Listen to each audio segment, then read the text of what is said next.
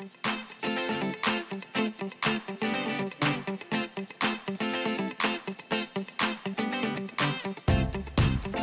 to Alum for Activism, a Hound Talk. Mr. Stino and I want to thank administration, Dr. Lopez particularly, and administration for allowing us to do this. And I have to also kind of go back a little bit and tell you how the program started. Gabby was a student of mine in 2010, and I've maintained contact with her mom, and just recently she reached out and said, hey, do you want Gabby to come in and talk to your classes about her experiences in Africa? And I started thinking about that, and the seed germinated, and then this is what happened. We have a panel of alum from Northern who have been doing amazing things since they graduated, and we thought we would share that with you. So the question really is, why are we here? And there's a very specific reason. The answer seems obvious to me when every night I tune into the nightly news to watch David Muir, and he's sharing stories of human rights violations, political controversy, ISIS, and it leaves me thinking about lots of heavy subjects, and I realized that we're not at a loss for problems to solve in our world. And then these concerns are brought home to you in Honors English through the curriculum. We begin the year with a unit titled A Quest for Personal Fulfillment, and we have the hope that this will be a time for personal reflection about the world and your place in it. Then as the year progresses, you're exposed through literature to child soldiering in Sierra Leone, women oppression worldwide, Taliban extremism faced by the people of Afghanistan. And so this curriculum is intended to make you investigate, analyze, reflect, question, react, and possibly act.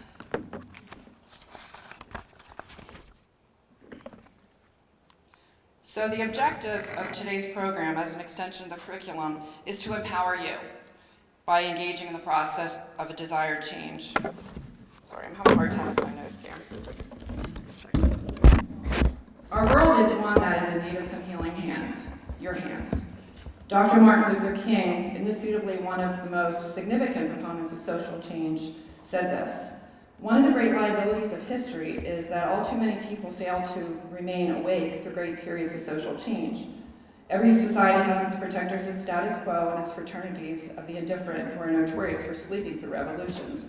Today, our very survival depends on our ability to stay awake, to adjust to new ideas, to remain vigilant, and to face the challenge of change." Some 50 years plus later, and King's words still ring true. I'm thrilled to introduce you to a panel of outstanding Northern graduates who have and are changing the world, and who will encourage you to do the same. The world they are working to achieve is one that is more joyful, more kind, more safe, more just, and more free. So, I'm not going to talk anymore. I'll just explain the format for the program. The panelists will speak for approximately 7 minutes each. We kind of kept them short. They'll talk about their experiences and their mode of activism. Mr. Stino then will moderate a Q&A with some prepared questions, and we'll make available cards for you to write questions so you can ask your own questions as well. And then I'll be back to close the program. So, looking at this group here, can you guys all stand up for a second? I'm going to introduce all of them, and then we'll call them up individually. From this side, we have Jenna Lynch, who graduated in 2016. Yeah! Madison Little, who graduated in 2012. Sean Bush, who graduated in 2010. And Gabby Aresh, who graduated in 2010 as well. Okay, you can sit down now. I've taught all of them, and I feel extremely privileged. These are some remarkable people, and I'm really anxious to hear what they have to say, and I hope that they encourage you and inspire you to do some really cool things. So,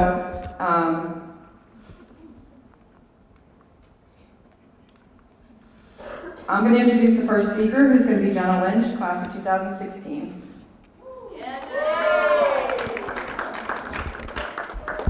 So I'm going to just talk about her just for a minute while she's standing here. Just give you a little bit of background. Yes, there were pictures from the yearbook. So when she was at Northern, she was involved in many capacities. I knew her as a class council vice president. She was my go-to person whenever I needed something to be done or if I needed her to help me to make a decision. Dance is, and it has been, a huge part of her life. She was involved in cheerleading, DECA, peer leadership, NHS when she was at Northern. She's currently a freshman at Auburn University and she's studying marketing. Her activism centers around Greek life. She's very committed to the philanthropic endeavors her sorority has undertaken, and I don't think you should ever underestimate what Greek life can do. We also, I should say that the panelists were chosen because they had a variety of experiences and a variety of depth of experience, just to kind of show you that it doesn't have to be all in. You don't have to travel to Africa to do something. There's lots of things that you can do right here, and you should find something that you feel passionate about. And so I'm going to let Jenna take over.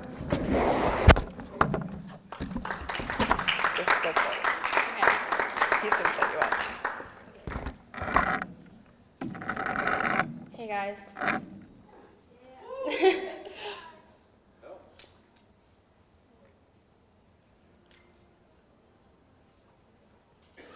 Don't let me run your technological part. Where are we at?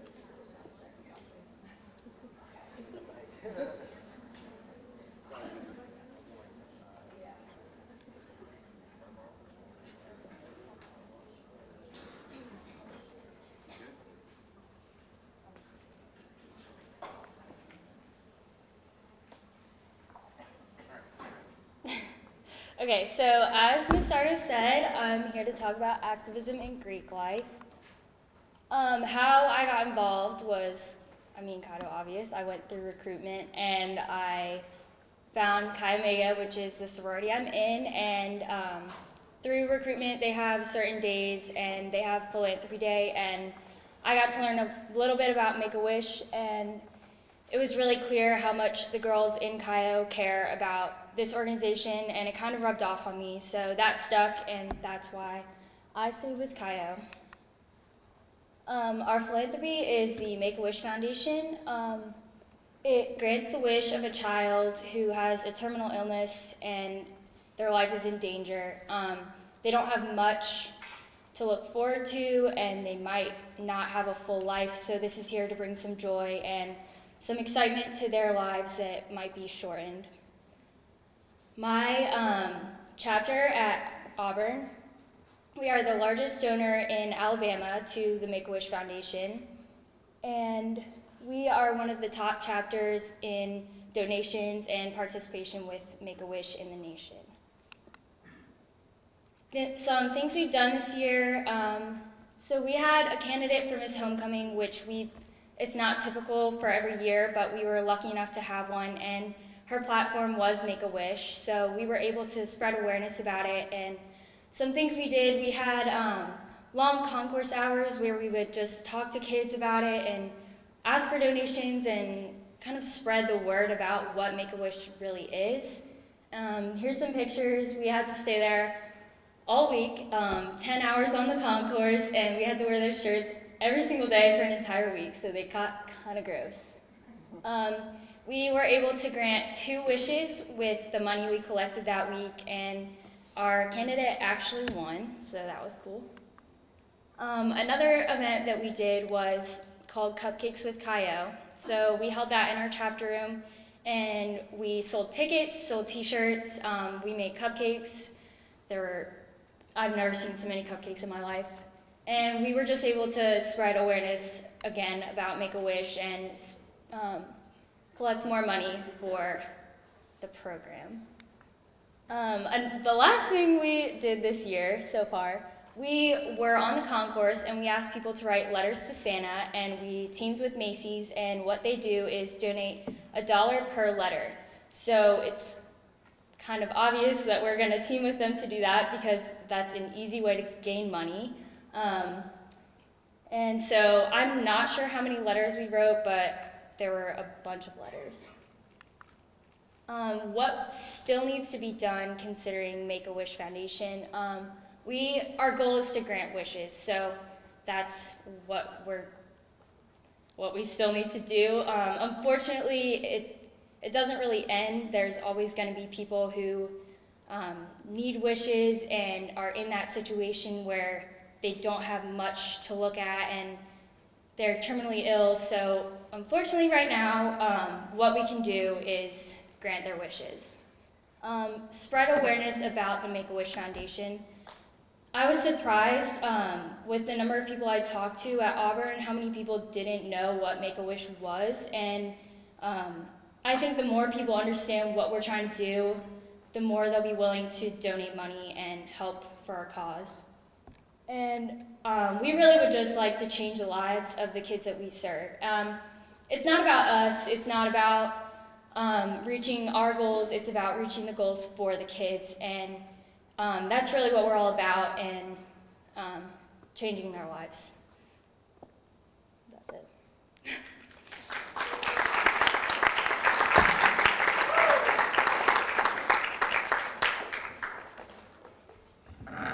Thank you, Jenna.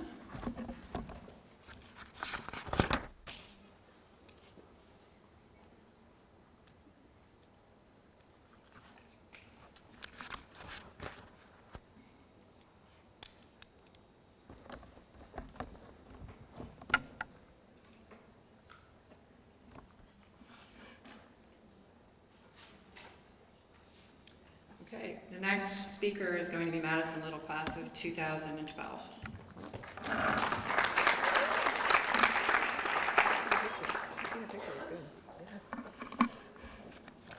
All right, so when Madison was at Northern, he was involved in some school activities, but he was also heavily involved in music outside of school. In school, just a few of the things that he participated in, like some of you, are the Life Program, NHS, Sphere. Outside of school, the most significant involvement he had was in the performing arts. He's a flautist. That's a person who plays the flute, for those of you who don't know. He studied with professors at Oberlin Conservatory and Princeton University and the Juilliard School, which are some pretty significant music schools. He won first place in an international music competition and performed at Carnegie Hall when he was 16 years old. He earned his Bachelor of Science at Rutgers University in Public Health in 2015, December. He was valedictorian and was recognized and applauded for his activism by President Obama. I don't know that you had heard that, in Rutgers' commencement speech. So he had his moment of fame there. He is currently doing a master's program at University of Oxford in England, and he's studying evidence-based social intervention and policy evaluation. His activism, he'll explain in much more detail, but is very extensive. But he's going to be talking today about his work with HIV prevention among sex workers and LGBTQ in Cambodia and among rural Ugandan adolescents, and youth mobilization in Australia and South Africa, and his research evaluating the U.S. government's AIDS program and its ineffectiveness in changing youth sexual behavior. Okay, I'm going to turn it over to Madison.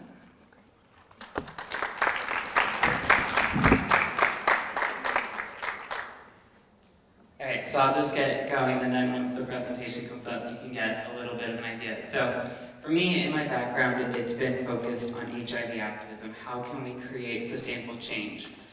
On the slide you see, I put my Twitter handle, and I think that this is the most professional advice that I can give you, is to make a Twitter account and make one that's professional, just because in activism, this is where the conversation's happening. You see activists posting what's most trending, some important conversation, news that's breaking right away, and if you want to get involved with activism, that's my #1 tip.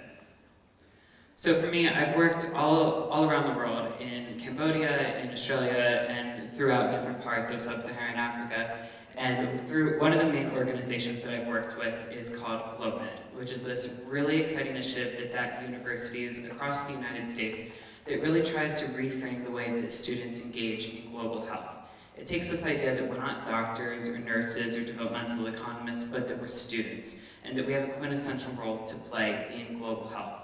So much of global health is a very top-down approach, where donors set priorities and make it happen in communities. But what we really try to do is partner with communities, let them decide where the funds go, and ultimately how the international development happens. So I've done work through this organization managing our portfolio in Cambodia as well as in Uganda, both working in the large-scale issues related to HIV. But particularly in respect to Cambodia, we worked with an organization based in the capital city to address HIV among sex workers, so that's women who sell sex for money, as well as within the LGBTQ+ community.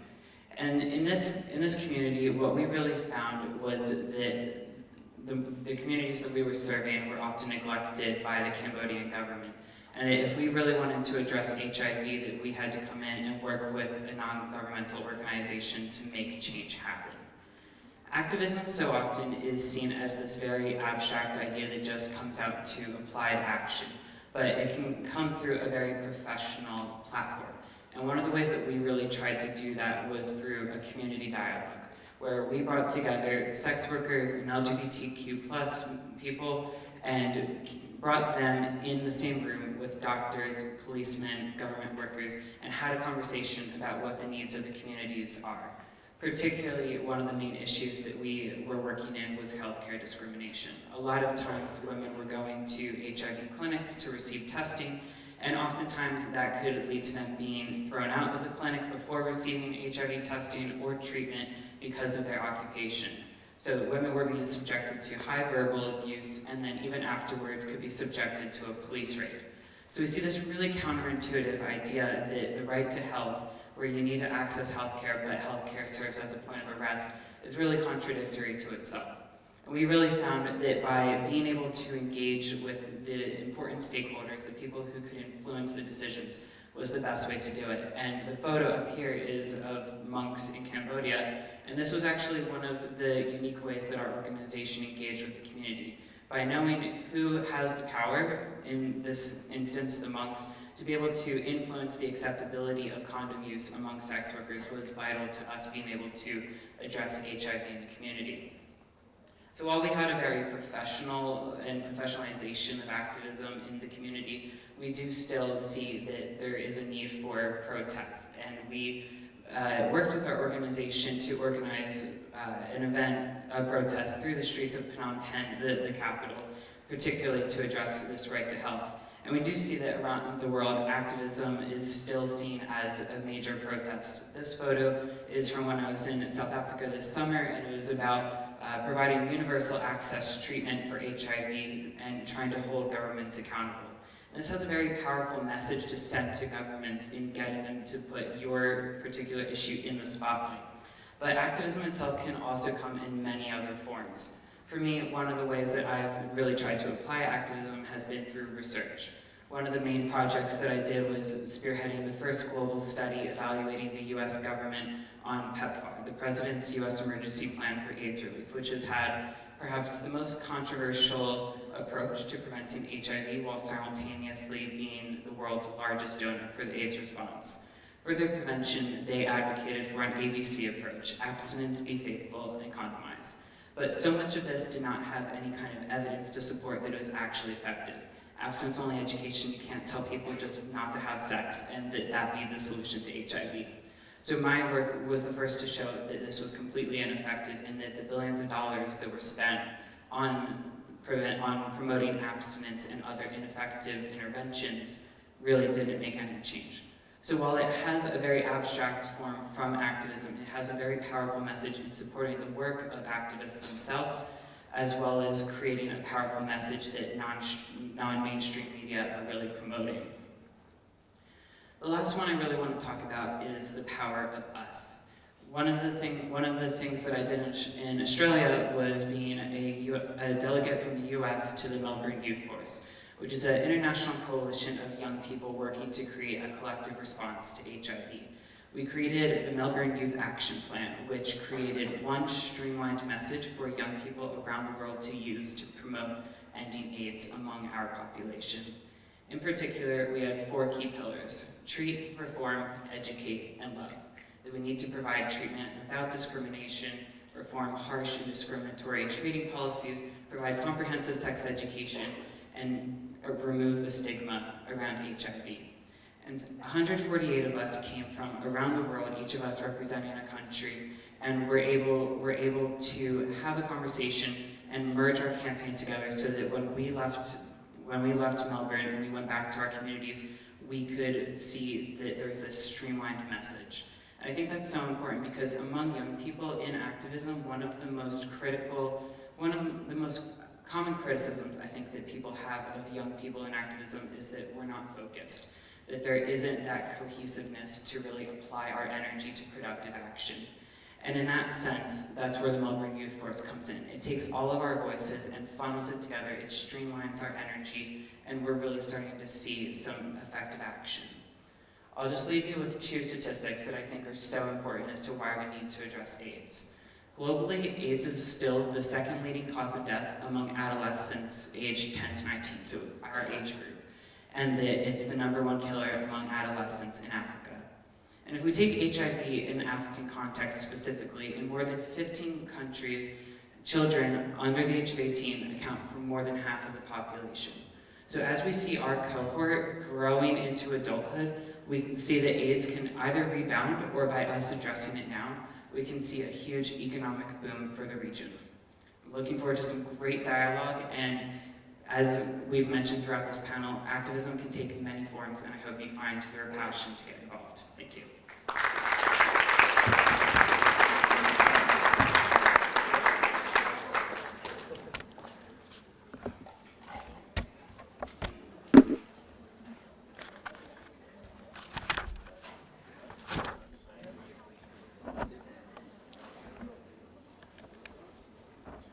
Okay. Sean Bush, class of 2010.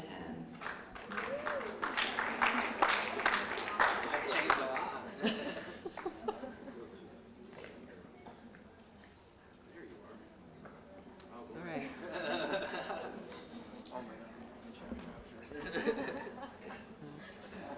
All right, so Sean was in the same class with Gabby in his senior year. We had a fun class. When he was at Northern, you can see from his list of things here that Sean had a diverse involvement. He would play both lacrosse and tennis, but he also was in NHS and Chinese NHS. He had some leadership involvement with the drumline and the history club. He earned his BA in Philosophy, Law, and Society at American University in the class of 2014, and his MA in Special Education at Dominican University in 2016. His activism takes the avenue of Teach for America in Chicago from 2014 to 2016, and then from 2016 to the present time, he's been doing Working at Schools, which is a literacy nonprofit program coordinating position. Okay, Sean.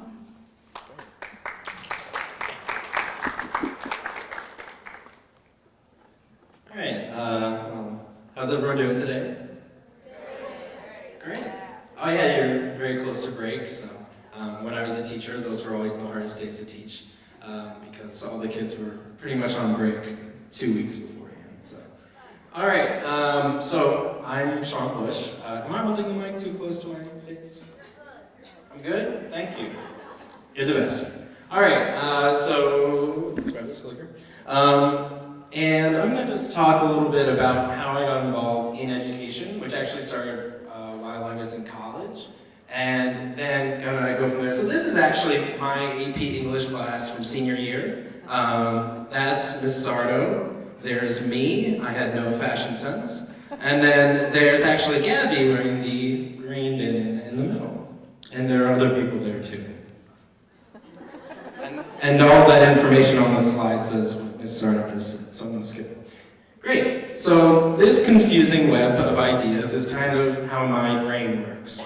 So I got really involved when I went to college in philosophy and in social theory and things like that. But a lot of that stuff is very up in the clouds. It's easy to think about those things, but I was really interested in the concept of how do ideas manifest into society, into the institutions that we are so affected by, and then how do those institutions then affect our ideas, our education. So all of this is to say, it goes all around, evolution of ideas, there's power in ideas, which influence institutions, et cetera, education, dismantling the patriarchy, school prison pipeline, all of these buzzwords that kind of go around that you probably hear about, or when you're online reading articles or whatever.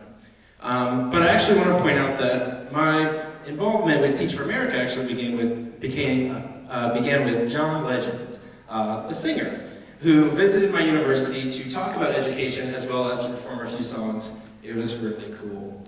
But I learned a little bit more about Teach for America, and it made me a little curious about how to get involved in education, because I saw education as a vehicle to helping individuals who are passionate about making change find different pathways and develop the critical thinking skills to be able to accomplish that. Much like our whole panel, who have used their education to explore different opportunities, whether it be in public health, whether it be in education, whether it be in helping to get involved with Greek life and donate to charity. So my college involvement, I was involved with a lot of different organizations. I interned with the DC Public Schools office. I did a program called Jumpstart that worked with little preschoolers. They were very cute.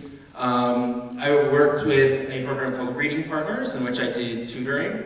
And then I also did, I was also involved with a co-ed honors fraternity called Phi Sigma Pi. So it was kind of an alternative to social Greek life for anyone who, wants to get involved in college, but maybe doesn't feel like a social Greek life is for them. This was a cool organization, both men, women, people of all gender, which there are more than two, so.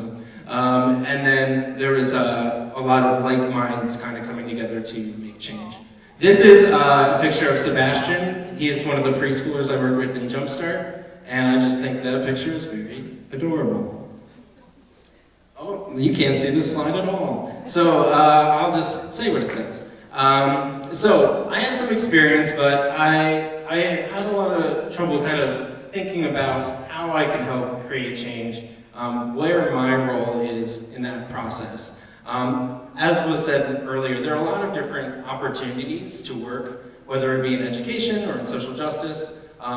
There are many different ways to get involved, and you don't have to do any one specific thing. So when you're in college or you're after high school life, there are many different opportunities to get involved with. You don't necessarily have to full-fledged into teaching, or as was said, you don't necessarily have to become a doctor to be involved in health. There are many different avenues that you can pursue. So I'm going to talk a little bit about what some of the issues are in education, specifically in inner city schools. So what these two different charts say is that there's what's called the achievement gap, but I prefer to call it the opportunity gap. And so the reason it's called the achievement gap is because students from low-income communities and also students of color who are often in these communities are often not getting the same education as people who have more money, who are more affluent. And the reason I call it the opportunity gap and not the achievement gap is that when given the same resources and given the same opportunities, those students definitely do perform at the same level and take on leadership roles and often really expand the horizon for not only their communities, but for all of us. So I definitely don't see it as just a lack of achievement, but a lack of opportunity. Special education is a kind of smaller part of that, but there's an even greater achievement gap or opportunity gap within special education. The school to prison pipeline, I'm just going to touch on this for a quick second because I talk a lot and I'm already kind of going over time. Basically what this is that in many schools in low-income communities, students are treated differently, and they get more suspensions, or they get more disciplinary issues that often leave them out of school, not getting their education. Many times they'll drop out, sometimes they actually get arrested at school for things that many other people would not, and it often leads those same populations to end up filling the prison population. I'm just gonna skip over this slide and just, okay, all right. So school closures is also a big issue. What this basically means is that for a lot of people, just like you guys is a regional high school, so you go to the high school that's in the area you live in, but in a lot of cities, some schools are closed down for people who live in certain communities. So they actually have to commute across the city in order to get to school, which is a big deterrent from some kids, and it also prevents them from having the same opportunities when a lot of kids are pushed into the same school rather than having their own neighborhood schools. Okay, so that's me with some of my students. I taught at Gary Comer College Prep, which is a school in the south side of Chicago. I taught special education reading, which included both inclusion, which means just you probably had classes with multiple teachers, and then also having kids pulled out. I taught all types of kids, kids with learning disabilities, kids on the autism spectrum, all kids with many different intelligences and many different diverse needs. So I received my master's in special education, and I wrote individualized education plans. So the last big thing I want to touch on before I got one more slide that I want to talk about after this, is that I wanted to be able to learn and grow and build relationships with students. So I wanted to be, what's really important and something that was kind of difficult is coming from a different background and different culture and being able to connect with students who don't have much of the same background as me, right? For a lot of those students, a white man in the front of the room telling them what to do, the last time that was an experience for them was a police officer who automatically assumed their guilt when oftentimes that's not the case. And then they're seeing me trying to have authority in the classroom, and there's some dissonance there as far as being able to connect that I am someone that wants to help, I am someone that is there to support, right?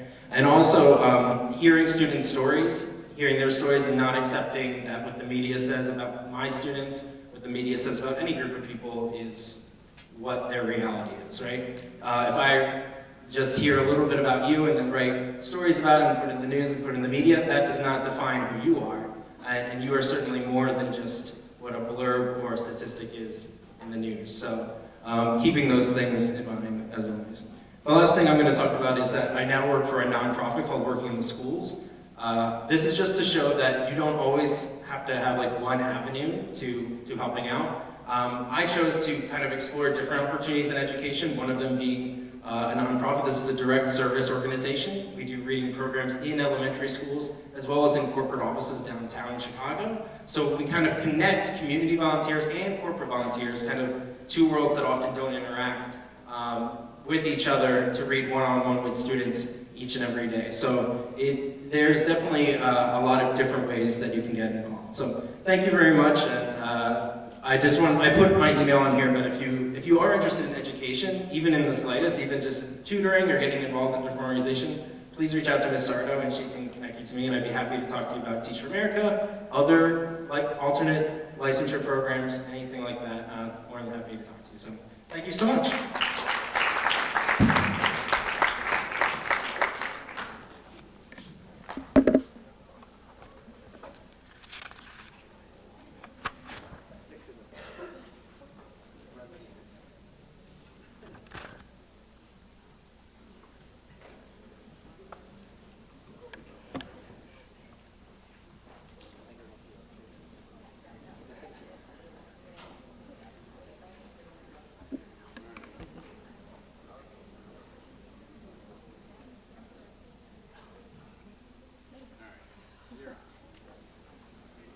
So Gabby Orange, class of 2010.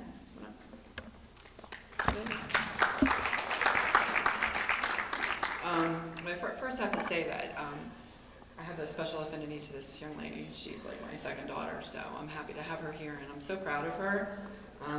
So we started the conversation, and then it grew from there. And Mr. Stino was really excited about it too, and then kind of made it more of it than we initially started with. So at Northern, Gabby was very involved, just as the rest of our panel. She was class president. She was on the debate team, she did interact, she was involved in theater, she was in the All-State South Jersey Choir, NHS, and she was the founding member of GSA, for any of you here who participate in GSA. In college, she had a variety of experiences, but her BA was in psychology, and she had a minor in art and public policy and community action. She also had a certificate, the public policy and community action was a certificate. This was at Connecticut College, and she graduated in 2014. There, she participated in student government. She was involved in this really cool a cappella girls choir called Concords.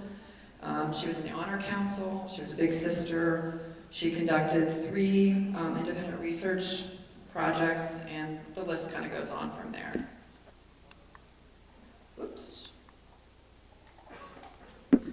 Sorry.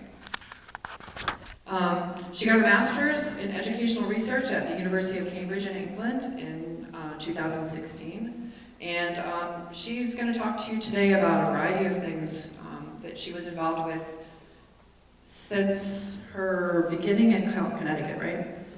But I can say that in high school, she even started getting involved. We used to have an English class called WISE. It started as an elective, and then there's a specific English class that they could do a project. And her project, at that point, Mr. Coleman's in the back of the room there. It was through him.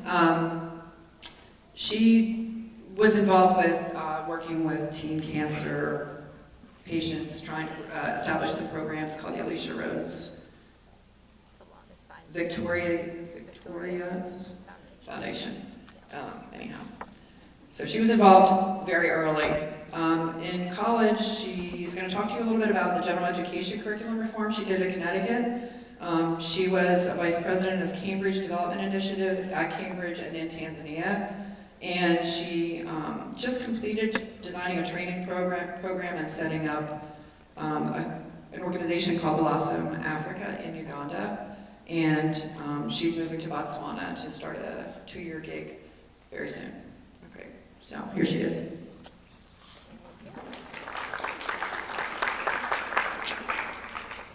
Hi guys, thanks for having us. It's really great to have you all here and engaged, and I hope you're thinking of some good questions, because I think we're most excited to have a discussion about this afterwards. Wait, did I touch that one? Yep. Okay, cool. So I think I've done a lot of different things, and I kind of don't want to talk so much about what I've done, but make it really accessible for you guys to see how you can take our ideas and do something relevant for yourselves.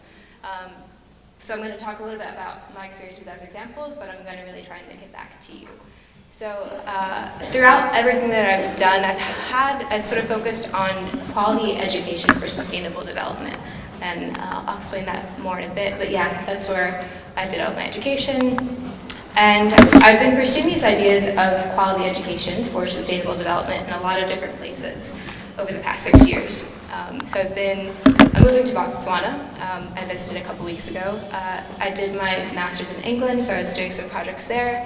I lived in Kenya for about 9 months. I have a project going on in Scotland at the moment, was in Tanzania for about 3 months, same with Uganda.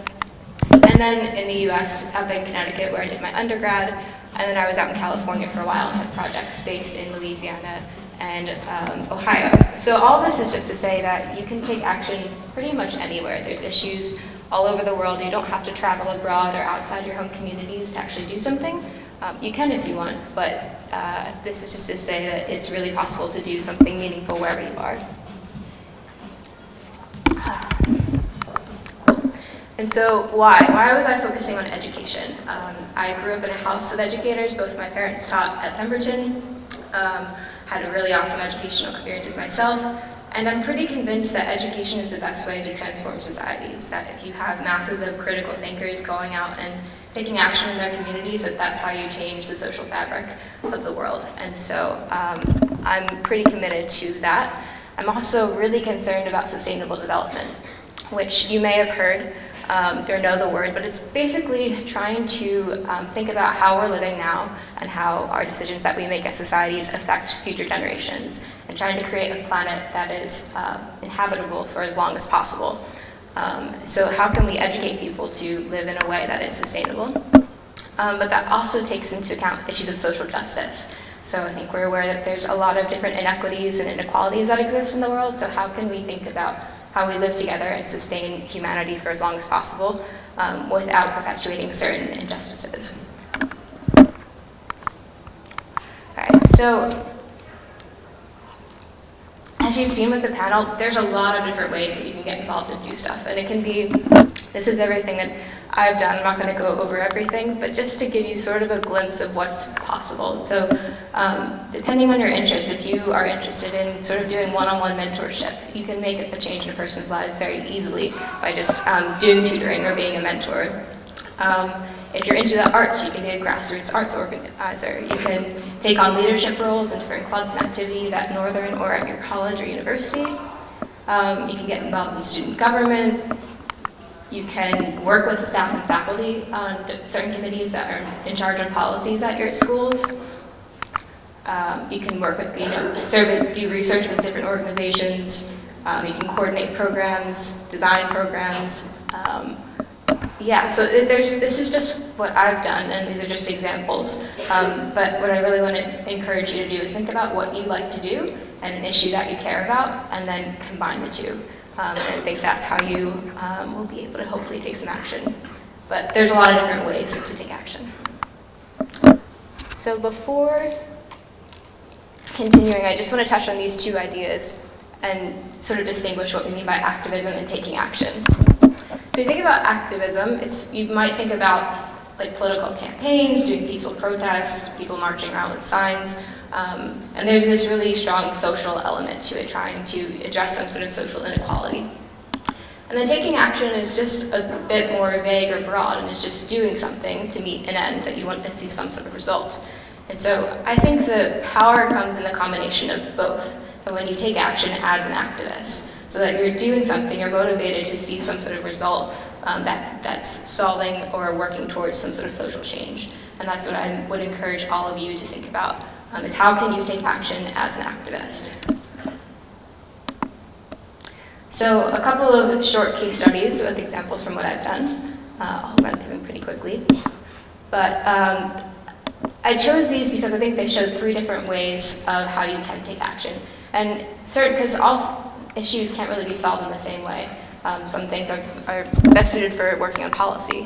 Others require a certain type of leadership. And then others, you might actually be designing programs. So it's just to show, again, that there's lots of different ways to do something.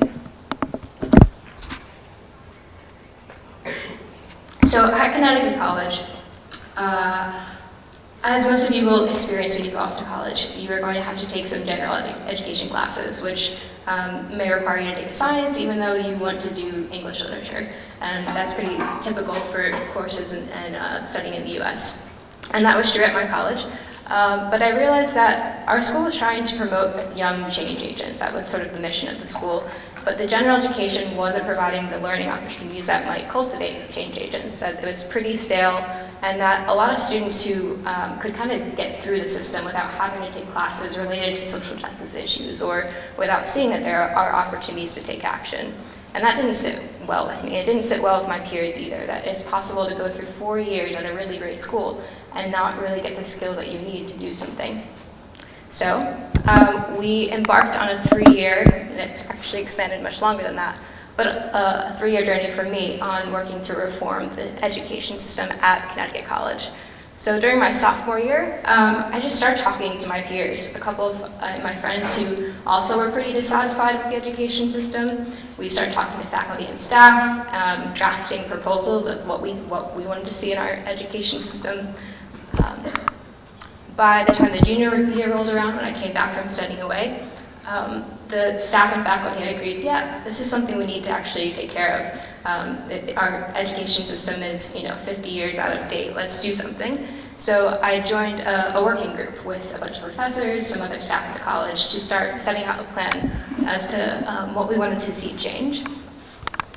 And then in my senior year, I ran for and was elected to the Student Government Association as chair of academic affairs. And so this gave me the platform to really spearhead this, be the student leader, take this initiative forward.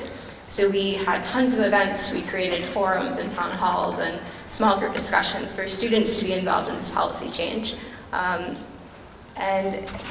it got to the point where all these discussions really came to some decision making. And so now, about 3 years later, the school is implementing the changes that we've designed, which is pretty awesome to see something that I contributed to really come in, and education is changing for future Connecticut College students. But the key thing here that I want to emphasize is that I was one person helping this whole movement forward. This didn't happen because of me. It was really the collective action. And that I would encourage you to think, it can be daunting, you're like, what can I do? I'm just one person. But if you pair up with people and really unite behind a common vision, that's where the real change can happen. And it's super, super powerful.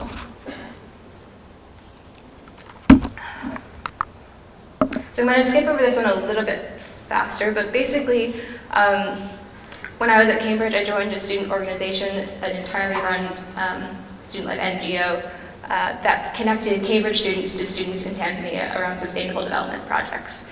And I was the vice president of that organization, so I was kind of behind the scenes. There's not a ton of pictures of me out in the field because, to be honest, during my time in Tanzania, I wasn't out in the field all that much. I wasn't the one building the simplified sewage systems, I wasn't the one working with healthcare workers, I wasn't in the classroom teaching, but I was supporting a lot of other students to do that. And so, if you're someone who's not really interested in going and doing that kind of personal one-on-one connections, you can take a leadership role and help to build the systems that support other students to go and do that type of work. So this is just to say, again, we need all types of people to take action. So just being aware of what you like to do, what you're good at, and then finding the issue you care about and applying it. And then finally, so I was just living in Uganda. I got back on Saturday night, and I was working for an organization called Blossom Africa, essentially setting up the on-the-ground systems. It's a very tiny NGO. And my role was to design a training program for a very distance marginalized community that they don't really have access to government programs. They're living in extreme poverty, but they have a lot of resources that they can do some really great agriculture, that there's a lot of potential there. But the problem is that the communities don't realize that there's an alternative life to poverty. They don't realize their rights, that they can take action. So my job was to design this 10-week program that would help hopefully equip them with the skills to collectively organize, to see what resources they have, and then to create their own community initiatives to solve their own problems. So what I actually did on a day-to-day basis, I did about 100 interviews with local community members to see what they cared about, to make sure that the training I was designing would actually align with their needs and goals. I coordinated a lot of focus groups, met with other organizations to try and make sure we weren't replicating pre-existing programs, and I'm still in the process of actually writing the curriculum, but hopefully this program will be piloted in March, I think. So again, the goal is that hopefully this will help community members to make more projects that will help them earn money, that will take advantage of the resources around them, and that will hopefully lift them out of poverty.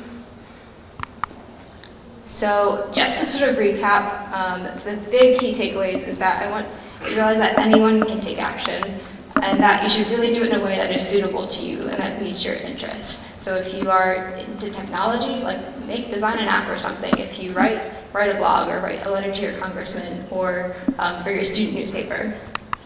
And then the last thing is really to think about collaborating. That collective action is so, so powerful.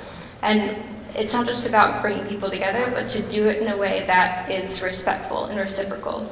Because I think we're all up here, I'm 24, Madison's 22, 18, 19. We're still young. We're doing this, but we're learning as we go along. We're not experts in this. But when you come together and work with others and respect one another and realize that you can learn how to work through this together, I think that's the most powerful way to actually do something meaningful. So collaborating in a way that is really respectful of other people's ideas and their dignity is super important. And so I would urge all of you, hopefully you'll go back to class after this, talk with your teachers, and start to think about making your own plan of action. And here are some questions and sort of things that you can, like key ways to actually make this happen. So I would start out thinking, what issues do you care about? What do you wish were different in the world? And the key thing here is that it doesn't have to be one thing. Like, I care about lots of stuff, and I realize it's going to take probably 10 lifetimes to do all the things that I want to do, but you have to start somewhere. So choose one little thing and take that as your starting point. And then again, what are you good at? What do you like to do? Because again, there's so many different ways that you can approach one kind of problem, and we need lots of different skill sets. So just think about what you like to do on a daily basis. Then explore the opportunities around you. See what kind of clubs exist at your universities. Talk to others, find mentors, people much older than you, people around your same age, a few years older, that, like I said, we're all sort of learning together, but you can get so much support and advice from others who've gone down a similar path. And so please talk to all of us up here, get in touch. That we're really good, a good network to start out with, and I definitely want to support other young people who want to take action. And so don't be afraid to reach out. And then it's just about taking the step and actually getting involved. So go into the meeting, even if you're nervous, bring a friend with you. Just taking that kind of leap of faith, and you don't have to, again, move across the world to work on these things. It can be something really small, but just getting involved in whatever way possible is a really important step. And then the last kind of key thing that I didn't realize, I'm really glad that I got this advice when I was around your age, is that when you're at your college, go to your career center or the fellowships office or any type of center that focuses on social policy and that sort of stuff, because there's a lot of money sitting around for students to do stuff. And a lot of the things that I did during undergrad, it was through little scholarships and grants, and not many students knew that they existed, and so I got it because I didn't have a lot of competition for it. So just go and kind of snoop around. There's definitely money to support really motivated and passionate students. So I don't want you to miss out on some great opportunities just because you didn't know that they existed. And then of course, yeah, email me, email Sean, come talk to us afterwards. That even though I'm going to be in Botswana, I can jump on a Skype call. I'm happy, I have access to email all the time, probably too much. So I'm really happy to support anyone who's interested in taking some of these ideas forward. And then finally, just a quote that I find inspirational and timely is never stop believing that fighting for what's right is worth it. It is worth it, and so we need you to keep up these fights now and for the rest of our lives. So, thank you.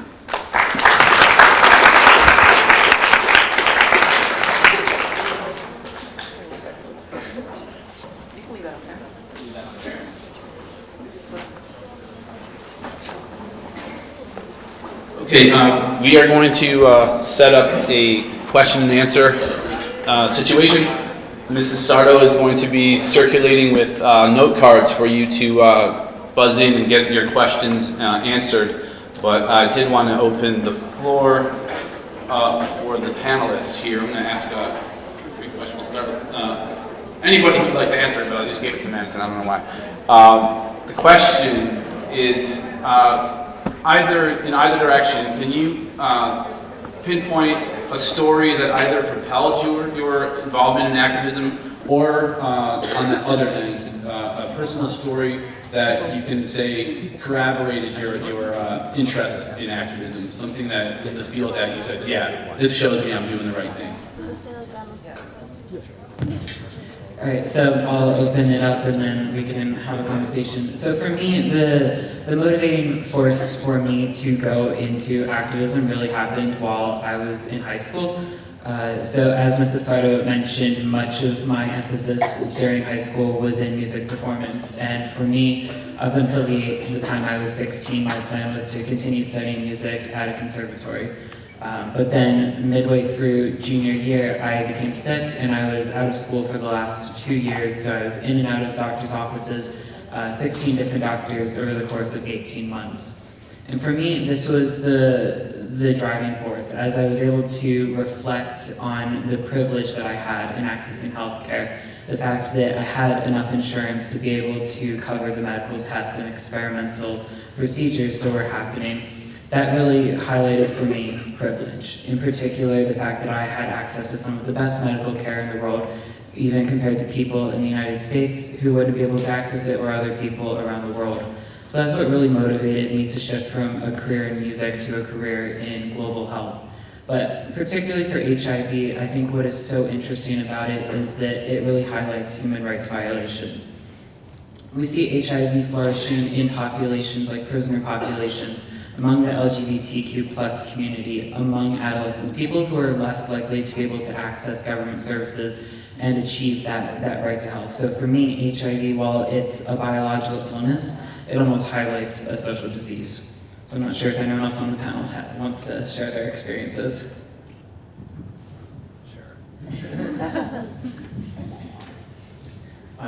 Yeah, so I guess I don't know if there was like a single catalyst. Like I wasn't like walking down the street and I saw something and was like, oh my god, I need to help people. But it was kind of like something that developed over time, and especially I definitely think identity is something that grows and changes over time. I'm a much different person than I was even in college, and I was a much different person then than I was when I went to school here. So I feel like I did become, through experiences such as like working in low-income areas in Washington, D.C., as well as my experiences in learning and through sociology and philosophy in different classes, that I became much more aware of how different systems work and how often institutions such as education, such as healthcare, such as even things such as transportation and access to food, which are things that maybe aren't talked about all the time. Like, for instance, in Southeast Washington, D.C., there are areas of the city that don't have access to full grocery stores. Like, they have little marts with some food, but they don't have the same access to fresh food.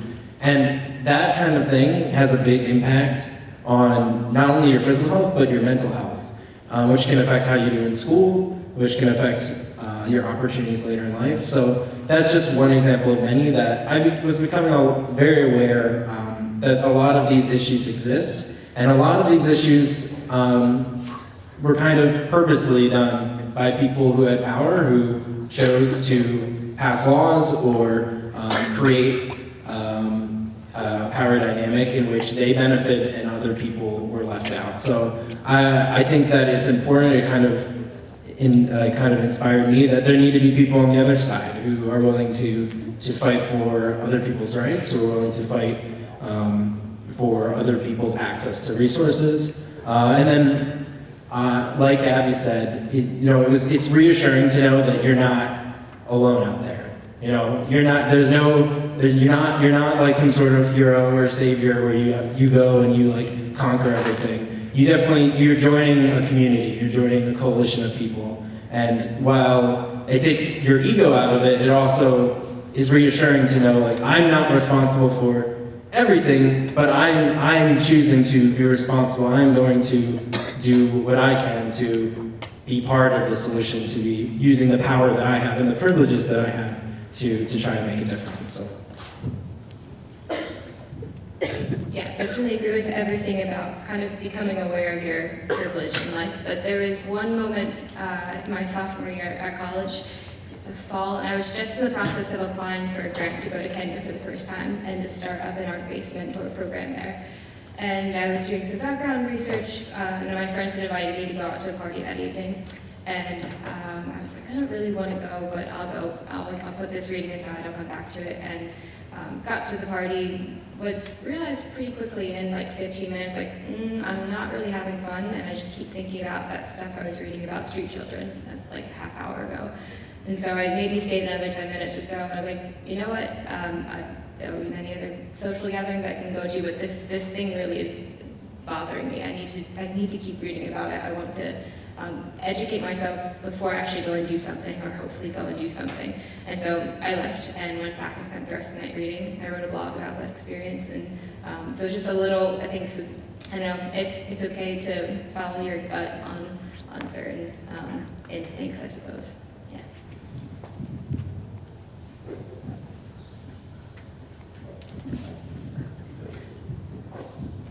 Yeah, so I would say I didn't really plan on being involved in this specific thing in college, but it kind of just jumped out at me, and I am learning as I go. Obviously, I haven't done much, but I'm kind of here to show you like what the beginning steps are to getting involved and becoming an activist in like today's society and everything. So it wasn't planned, but if you find something, I would say definitely go for it.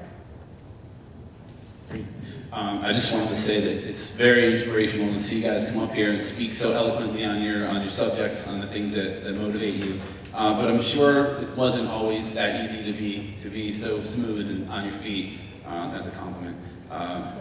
So, what challenges do you think face our future graduates with respect to trying to be active in this regard? Like, what challenges do young people face in this? If somebody can, okay, Abby's jumping here. We didn't go cordless on the mic, so. Yeah. Perfect. Okay. So. Smart.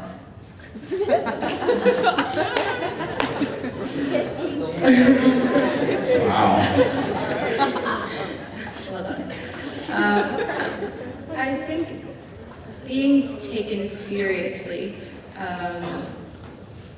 that we are young and really passionate and idealistic, and that can sometimes come across as unrealistic and naive, and we don't know what we're doing. And so getting respect with those who are in decision-making positions or with more power can be really discouraging when they don't really take you seriously or listen. But know that your voices do matter, and that there are some key ways that you can be heard. And I think that kind of practicing that, the more you know your message and are able to say it really quickly and on point to those who are in charge, will make you much more likely to be heard. So I would say if you get involved as early as possible in student government at college, because that's where you can have a voice, and start developing relationships with those who are older, then you do have that decision-making power, and show that you are a thoughtful and intelligent young person who does care about these issues. And no, you might not have all the experience in the world, but you have perhaps a vision and passion that they may have lost through years of frustration. So I think building those connections and being taken seriously can sometimes be very frustrating, and showing that you are capable despite your youth.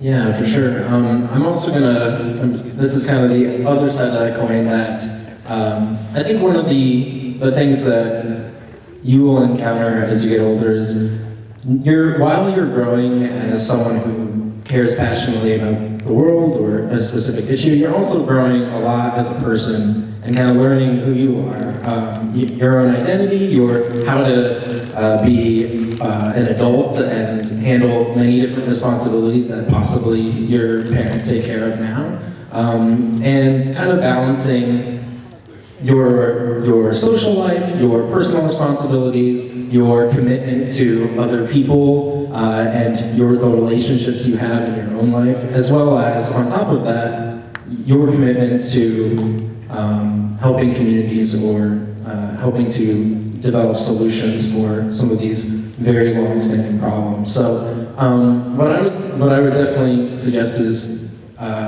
be okay with making mistakes. Be okay with being in a situation where you know you have good intentions, but maybe not everything is falling exactly the way you want. And that's okay, because it's a process. As was mentioned, we're all pretty young up here still. So it's going to take time to figure out like your role and to figure out the best way that you can help. And whether, when when you guys are in college, you'll be worried about a lot of different things at once, and including ordinary college things like building a social group and, your grades and things like that. But you can combine some of your interests, you can combine your studies with issues you care about and pursue those together, as opposed to always thinking them as different and trying to juggle all those things. So one thing I really like is that one of the organizations I became involved with in college, Phi Sigma Pi, which is the co-ed arms fraternity, we did social events. We went on we had a trip to Philadelphia and we did all these things. But we also raised money for charity. We also had service hours that we had to complete, which I'm sure is true that you can relate to in your Greek life experience. And that was just one part of my life. I did things outside of that, but it was kind of cool that with the people I also like to hang out with, I can also be involved in making a difference. Great, and yeah, I really want to dovetail with what Gabby was really talking about, in really that there's this paradox between being given authority and being a passionate young person. I think a really good highlighting experience of that for me was this summer. I was in South Africa and I was on a panel talking about the scale-up of male circumcision to prevent HIV. And I was on a panel with the CDC and the Amsterdam Institute for Global Health, and everyone there was at least 30 years older than I was. So when you're that young, and I look very plucky, I look like I'm 16, people look at me and they don't give you automatic authority. You don't seem like a wise figure that's had years of experience. But at the same time, they see this emerging young researcher who has a lot of influence in years to come. So you'll find that there's this weird paradox that people won't seem to give you authority in the messages that you're saying because you are young, but at the same time they'll see that you are a young person and you're passionate and you are on a trajectory. So it's really a great opportunity to really capitalize on that. And for me, as a researcher, and research being one of the main ways that I've been involved in activism, I went to my first conference of a professional organization when I was 18. And at that point, to go up to talk to people and say, hey, I'm really interested in HIV, and have a conversation with them about where they think the field is going, what they think young people can do, people are really interested, and it'll surprise you how much people are invested in your development. So being able to take that and use that as your platform to give you authority in the messages that you want to say about the things that you care about can be a really powerful tool. I would say the biggest problem that I faced so far is taking myself out of the picture. To be involved in something like this, in what all of us are doing, you really have to be selfless. And I can honestly say that these past 4 months at starting off college and getting involved, I didn't know I was so selfless. I have been selfish my entire life, and just seeing something that's bigger than yourself and realizing that you are not the only thing that matters is something I think everyone needs to overcome, but once you do, there's a lot you can do with that. Very good. Okay. I'm just going to add something real quick. You'll allow it, thank you. I've been granted this time. All I was just going to say is that keep your mind open to learning about different things and different opinions that maybe at first you're not really aware of. I read so many different articles and I don't always agree with the author. Sometimes afterwards I'm like, they made some good points here, but I disagree there. But I think that part of the taking your ego out of it is also being willing to change yourself and reading, honestly, reading a lot of things. He just said that, guys. Reading. I promise your teachers did not ask me to say that. Okay, I'll pay you later. Okay. The question. I have Venmo, so. I want to flip the script a bit. I'm going to do what's called preaching to the choir here. We have a group in front of you who's been busy putting together the resumes, applying to colleges, doing that whole rigmarole.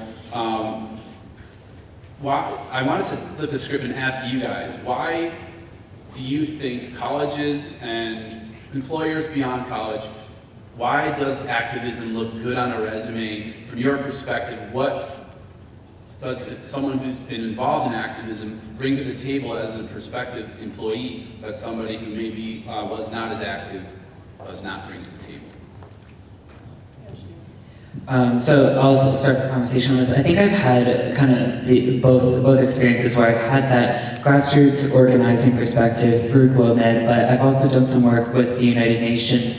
And in that sense, you kind of see both sides of activism. You see people, like I had been pushing the message to address HIV in Cambodia. But when you're at UNICEF, when I was at UNICEF, particularly being able to see advocacy messages coming to you, people are constantly giving you their message in what they think is important, what aspects they think need to be addressed. And in that sense, it tailored the way that I approached activism. If you're receiving all these messages, you're seeing what are some of the best ways that people have in communicating what they're passionate about, or what ways could you really use to improve, and you can really use both experiences to go from that. But at the same time, you are working at UNICEF, you're much more perceptive of the needs of communities. Because you have that grassroots perspective, you're really hearing the community dialogue, and that becomes your emphasis. And I think that's so important, especially among young people. There is this emerging idea among our generation that we need to be engaging with communities in a much better dialogue. And in so much of international development, it is a very top-down approach, very authoritative. And by having that grassroots activist perspective, I think you're really working to change the paradigm that we work in. Yeah, so when I was at my college, I also worked in the Career Services Office as a peer fellow, and worked on resumes and kind of encouraging students to get involved in certain activities. And so I can say that I think whether or not you're going into the nonprofit sector or government, or if you, depending, you might want to do marketing, or you're going to go and be a doctor or something that's not, this isn't going to be your career. I think having these experiences shows that you have a conscience and can communicate with people and are good at building relationships and are a well-rounded person. And I would say that I think most employers want to hire someone who has the experience they're looking for, but this shows that you can be just a generally decent person in an office space, that you know how to communicate with people who are different than you, to show compassion, and that you care about the world that we're living in, and not just about getting a job and making money. So I think it's a chance for you to, it's a great opportunity for you to pursue the thing that is important to you, and know that it will help you in hopefully securing a job and pursuing whatever career path you ultimately want. That this is a great thing to have on your resume.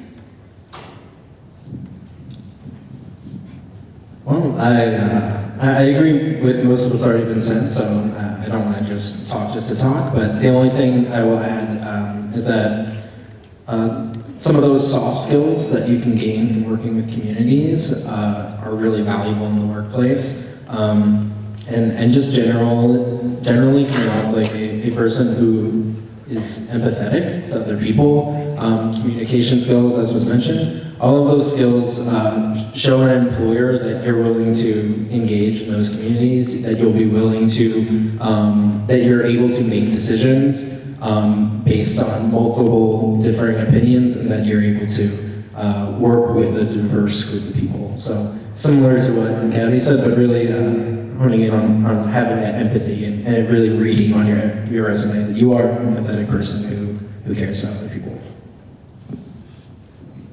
I guess I should feel compelled to ask, what are you guys reading? Sean, lead that? Sure. Yeah, so let's see. Right now, I've been reading a lot of articles. I don't know if you guys know this, but there's been a lot going on in the world. But I've been reading a lot of articles, and then I've also been actually I'm trying to think of the name of the book, but I can't think of it. But I was reading a couple of different books that have to do with some of these issues that we're talking about here. I'm trying to think of the last like piece of fiction that I've read. I was reading Death of a Salesman, which is a play. I don't know if you guys know of it, but that's something that I've been reading lately, so. I would say a fiction piece that I absolutely love, and that's kind of related to some of the stuff that we talked about today, is The Poisonwood Bible by Barbara Kingsolver. It's an amazing, amazing book that, especially if you're interested in international development, I would go for that. Currently, I'm reading a book about physics because I'm really interested in that, even though I've never studied it. But it helps to put everything into perspective. Why do we even do this stuff when we exist in this really crazy, weird world? So that's a nice change of pace. But then there are also some other good books.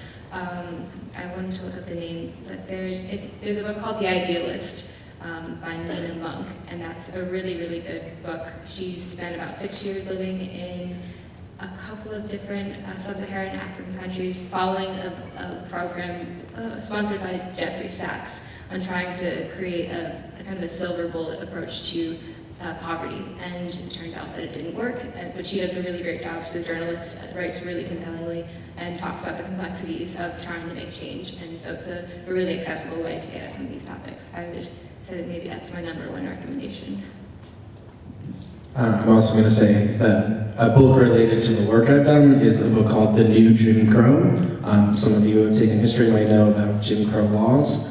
And the book is a lot about how some of the recent laws, especially having to do with certain laws that have imprisoned people, how that has kind of brought back a new era of the Jim Crow era. So if you're interested in those issues, that's a book I would recommend. Yeah, and two books I would recommend. One is more research dense but has a greater activism sense, and the other book is called The Wisdom of Hordes, which talks about someone who worked in the AIDS response at the start of the epidemic in Indonesia, and in particular, kind of the process that the international community went through, kind of how we frame AIDS, how it's been sensationalized in the media, kind of all of these ideas that really gives you a good idea of kind of the background of AIDS as a social movement. And I think AIDS really highlights the way that we can approach a lot of different social justice issues. So I think that's a great book. The second book that I recommend is Dead Aid by Dambisa Moyo. And she is a very powerful economist. She's from Zambia. And this book really challenges the way international aid happens. She essentially lays out as the thesis of her book that foreign aid is making the situation worse, which is quite counterintuitive to how much of the international world works in development. So I think that's a really great example of how you can use a passion for economics or literature to really change the status quo. Right now, I am reading The Diary of Anne Frank. Not really for any specific reason, but I would say it's pretty eye-opening to what has happened in the past, and yeah. Great, thanks guys. I just want to open up the floor for questions from our audience. If you have a question, you can just raise your hand for any of the panelists or just a general question. Nobody has a question. You could ask a specific person a question, maybe something they told you about that you need more information about. Hello.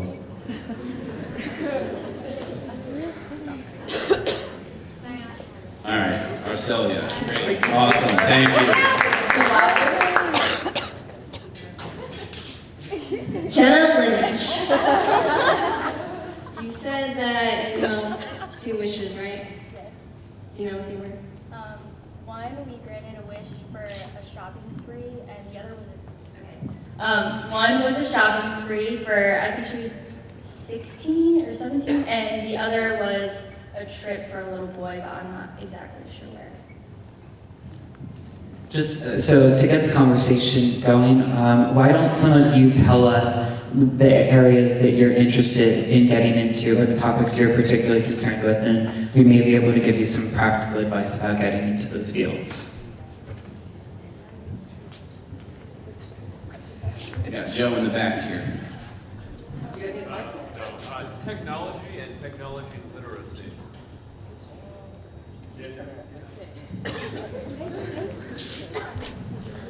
Great. So my question is only going to be general. It's not going to be specific because that is not my field. But what I will say is that there are many different ways that technology is involved in pretty much any of these fields. So I don't know specifically what you want to go into, but whether you're directly helping organizations that work in education, like helping to revolutionize technology in the classroom, that's very direct. Or whether you're indirectly, building computers to make faster processing for whatever, you still can, as that role, be a part of a community and be a voice for other people, and critically think about how whatever you're working on can be used by a diverse group of people. For instance, I was a special education teacher. How is your technology easily accessible by people who may not think or do things in the exact same way as everyone else, right? How can you have a computer that is accessible by someone who has either a physical or mental disability, right? So these are just different ways that you can incorporate some of this, like, it can be thought of as activism or just, conscientious thinking into your everyday field. So it doesn't necessarily mean that you have to be traveling to a different state or a different country to like be fixing whatever, but you may bring that consciousness to whatever you do, and really like thinking about different perspectives outside of maybe your own, or even just like the general population, how they may use a piece of technology, access it, how certain video games, like are video games really accessible by a wide variety of people, or are they really intended for a specific type of person? How do you change that? How are different things incorporated into that? So I know I kind of went around a different few areas there, but in general, you can bring those ideas to whatever it is you're passionate about. So I have a friend who graduated from the same school as me. He, I think, is currently or just finishing up.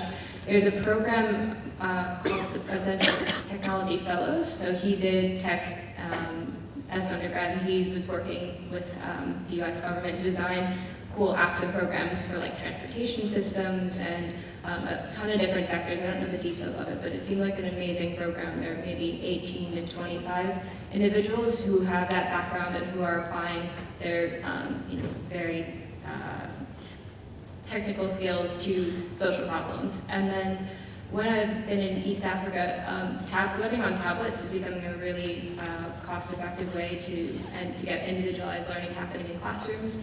So there's a lot of that kind of technology happening. Designing, ready-made curriculum to be used on tablets, helping teachers manage classrooms more effectively with small groups of students using tablets. And then thinking about apps for like HIV, like there's a lot of texting reminder services for taking your medications on time. There's a ton of different really cool health apps that are being designed. And so I would say if you're interested in technology, that's perhaps one of the best fields to go into to do some really innovative, cutting edge stuff that can do some social good. So that's a really great area to go into. And then just as a point of some broad advice, a good thing to think about is that there are so many ways to get involved and to make change. I mean, I think that's a message that we're really trying to emanate from this panel. Particularly for me working in global health, I originally thought you needed to be a medical doctor to be able to contribute, but you can have great power in public health, in social work, in anthropology. So it is really about finding the subject area that you're passionate about, and then you can always find ways to apply it to activism.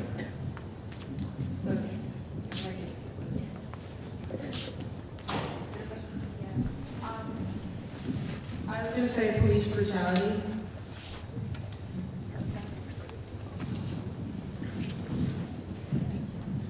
Yeah, that's a really big issue, and it's an issue that is very divisive amongst people, and especially among the different communities you're trying to address. it's very important to consider the power you have with how you're speaking to a subject like that. For my kids growing up in the south side of Chicago, the relationship with the police is that of one where they are seen often as suspects, often for doing things that kids would normally do, hanging out with their friends,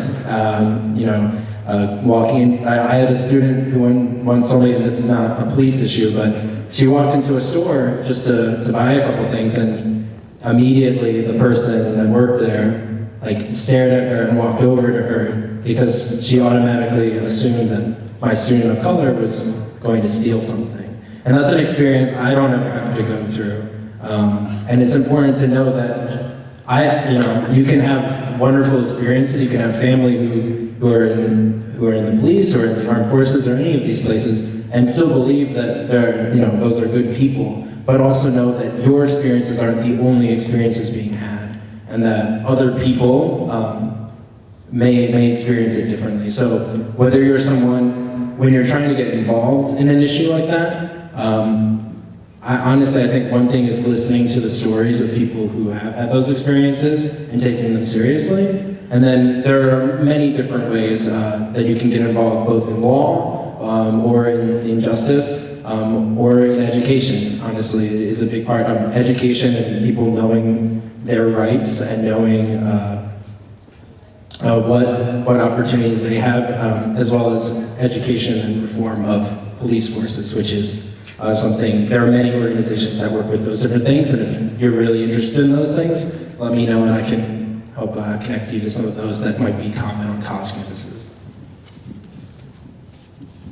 Yeah, I don't have a ton to say on this, except I think this is a really great place to go with collective action. When you get to college, that the whole Black Lives Matters movement, there's a lot of young people taking action on campuses, using social media as a really powerful tool, which you may already be using, but that I think you can access a lot of like-minded peers and then start to brainstorm some plans with them and see what they're already doing. I think that's will be a great place of strength, a place to hear stories, to get more knowledge about what's going on, and then to act in a united front. Because with some touchy subjects like that, working independently can be risky. So having a posse around you is really important.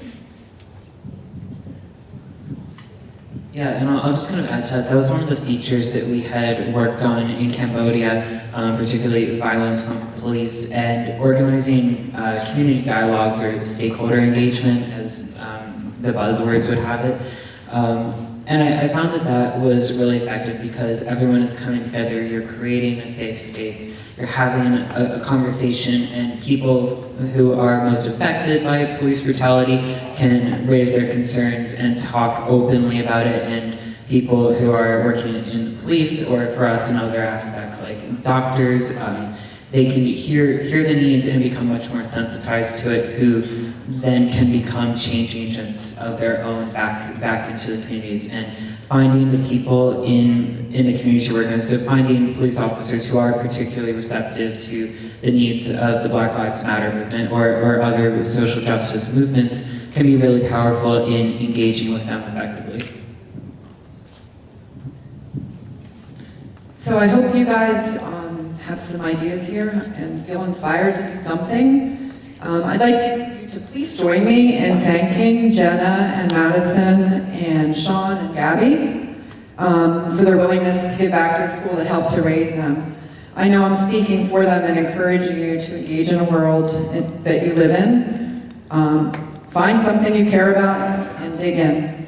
As noted cultural anthropologist Margaret Mead said, never doubt that a small group of thoughtful, committed people can change the world. Indeed, it is the only thing that ever has. But if you prefer Dr. Seuss, unless someone like you cares a whole awful lot, nothing is going to get better. It's not. Thank you guys.